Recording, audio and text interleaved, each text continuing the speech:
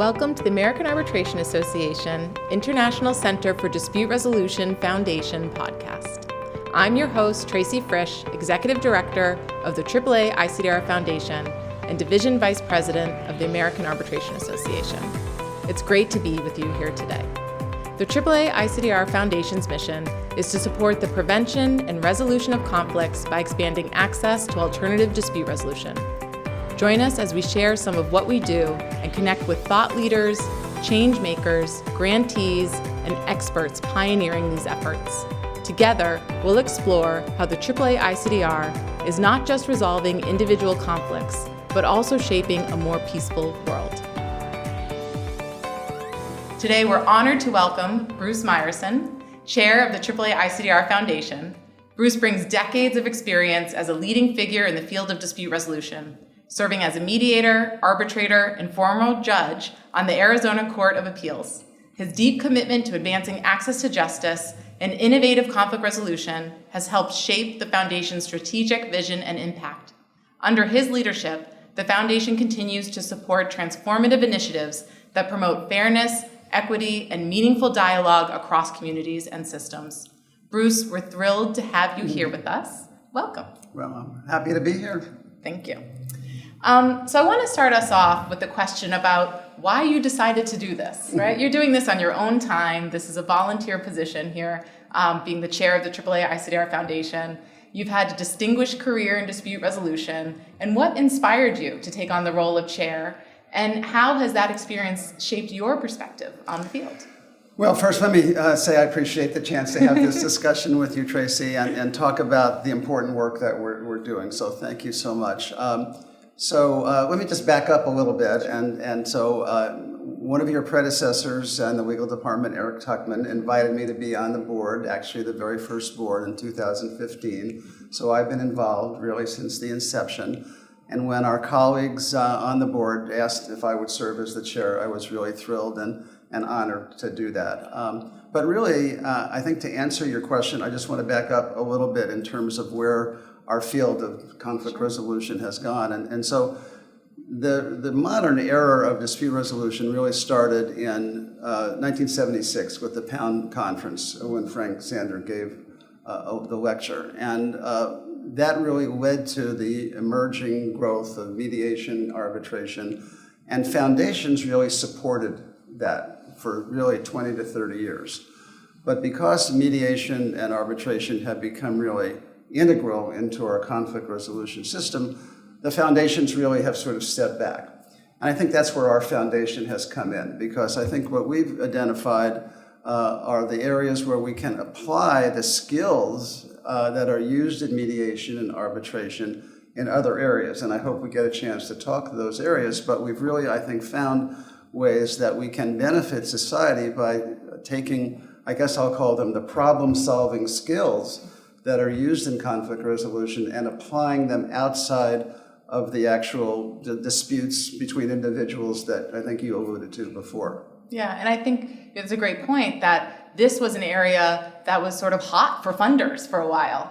And a lot of those funders have gone on to other things. And I really view, our foundation as being, one of the only foundations that's still focused on conflict resolution and innovative ways where conflict resolution can help address different societal issues. Right, no, absolutely, and I hope we get a chance to talk to us about some of those, but I think you've put your finger in exactly on the, I guess I would say, the niche that we're filling here that I think has not been addressed in recent years. Yeah. So why don't you talk about some of the grants? What are some of the grants that you think are sort of the highlights that the foundation has given to, or the areas of grants, that you view as sort of one of the marquee areas that the foundation is involved in? Okay, and I welcome your thoughts too. Sure. And let me just say, to answer your first question about why I took on this role, and part of it was the chance to work with you, and you're now the executive director, and you're doing such a wonderful job. So I think our partnership has really been very productive. But to answer your question, I guess one area that I think we've really made a mark is the area of impacting relationships between law enforcement, police, and communities. And we've done that in a variety of different ways, such as working or supporting community efforts between police and juveniles, between police and members of the community. We have really, I think, changed thinking greatly about 911 calls, where we've provided training to 911 operators in conflict resolution skills so that they can be more effective in managing the kind of conflicts that they see or they hear in 911 calls. We had a wonderful, successful project in a city in Ohio where we were able to provide conflict resolution training to individuals who responded to 911 calls, dealing with situations of high emotion and potential violence. So the whole area of police-community relations is one that we've been, I think, we've really added great value to the whole discussion and dialogue about that. Yeah, I agree. I think, the 911 call centers, integrating conflict resolution into the training there and having them, help with mental health calls is a strong area. The alternative to police response, having actually community mediators show up at low-level 911 calls is really a revolutionary way to address public health. And another area that we've been working on is the police community, like you said, partnerships, and using conflict resolution in communities where there's high rates of gun violence, getting in there and sort of stopping the violence from continuing, and then also using it with police departments and training whole police departments in conflict resolution skills so they can really take a step back when they're in the middle of a very potentially volatile situation and think about sort of what's going on with me, what's going on with this other person, and really taking that pause before something were to happen. I think we should add that what we look for are opportunities to have model programs that can be transferred to other communities throughout the country. And so part of what we're accomplishing is not just solving a problem in one community, but setting ideas, procedures that can be applied elsewhere, and we're already seeing that happen in several of these areas. Yeah, and I think that's a great point, in that the Foundation's funding really looks to be seed money, a program that we can help get started, and then it can, expand sort of beyond just the first part, right? The first idea of it, and really get some legs and really make a difference, across the country. Well, and our website is a resource that people can go to see all of the successful programs that we've funded. Yeah. There's another area I know that you're very interested in, which is civil discourse and dialogue, and I'd love you to talk a little bit about how the Foundation has funded that area. Well, thank you, and that is something that I feel strongly about, and I think everybody. I think it's hard to be against civility. I think you can be on the safe side if you favor civil discourse. But we had some demonstration grants to 3 significant organizations around the country several years ago that explored different ways of promoting the greater use. And I'm going to use the word problem solving because that's really what we're talking about here, because it's impossible, whether we're in mediation, arbitration, or anywhere else, to solve a problem if we can't communicate respectfully and civilly. So we've supported an effort by the National Civic League to develop an innovative structure to help local governments, local communities, school boards, and city councils conduct their meetings in a way that promoted better community engagement, community involvement, and actually have a scorecard that community members can use to rank how respectful and how civil their meeting actually was. We've supported the work of the National Institute for Civil Discourse that has between 30 and 40,000 individuals from different demographics, both gender, ethnic, and political, who are able to talk online, and the efforts of those discussions lead to the development of policy, and then the NICD takes those policy outcomes to Congress, and they've actually had examples where Congress has passed legislation that was the result of these dialogues. And then the O'Connor Institute, named after former Justice Sandra O'Connor, we helped them establish a website called Civics for Life, where people from all over the country and the world can go to get information about civics education and the importance of civility. Yeah, and I think it really shows the examples of how dispute resolution, sort of the tenets of dispute resolution, can be used in so many different settings, and settings that you may think like, what does ADR have to do with that? But I think that what the foundation has found through our grantees is that dispute resolution can be used in all sorts of different settings to really make an impact on sort of big societal issues that are happening. And I know something else that we work on for a foundation with our foundation is not just sort of these big annual grants, but we also look at rapid response grants. What's happening at the moment, that we think that conflict resolution can really have an impact with. We just granted for 2 organizations in the LA area to address the LA wildfires, for folks there who are affected, to have conflict resolution services to help them deal with sort of the fallout and the issues that will arise due to having gone through that natural disaster.